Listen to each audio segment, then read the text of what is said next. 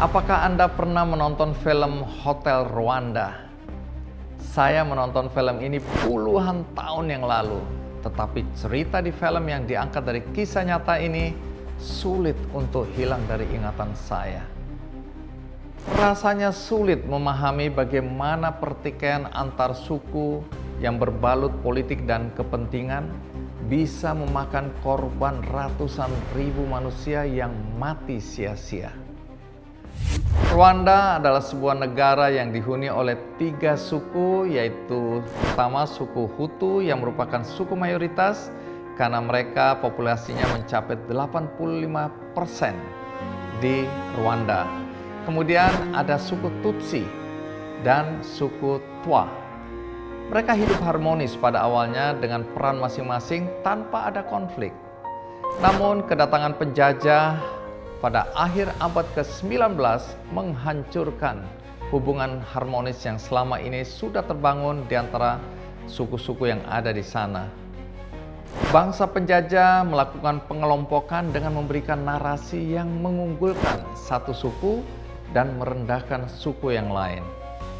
Akibatnya terjadi kecemburuan antara suku yang berujung pada genosida untuk membersihkan atau membumi hanguskan suku Tutsi yang selama ini dianggap paling unggul di antara suku-suku yang ada. Genosida yang terjadi pada tahun 1994 ini berlangsung selama kurang lebih 100 hari dan menewaskan lebih dari 800.000 orang yang mayoritas adalah suku Tutsi. Rwanda kini telah bangkit dan mereka sepakat untuk menjadi satu negara, yaitu negara Rwanda. Mereka tidak lagi mau menyebut suku-suku tertentu atau membahas masa lalu yang menjadi penyebab konflik. Pemerintah berhasil melakukan rekonsiliasi. Salah satunya adalah program pengadilan komunitas untuk menyelesaikan kasus-kasus kemanusiaan yang terjadi di antara para suku.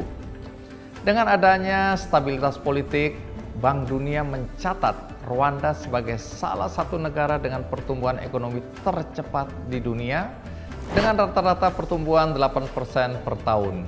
Keberhasilan ini melahirkan optimisme terutama bagi negara-negara yang saat ini masih mengalami konflik.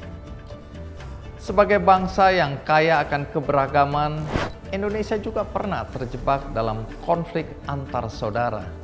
Bahkan di sebagian daerah konflik antar suku, antar golongan juga masih terjadi.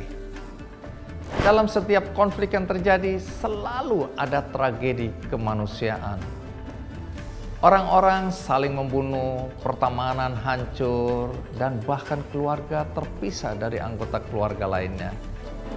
Rwanda telah berhasil bangkit dari keterpurukan dan menjadi contoh bagaimana sebuah negara dapat pulih dari konflik yang disebabkan oleh perbedaan. Negara tersebut juga membuktikan bahwa keberagaman yang dikelola dengan baik dapat menjadi kekuatan pemersatu. Belajar dari Rwanda, jangan biarkan propaganda memecah belah kita. Mari kita bersama-sama wujudkan persatuan bangsa, yaitu dengan menghargai perbedaan dan juga menjalankan toleransi, dan yang paling penting adalah kasih sayang terhadap sesama.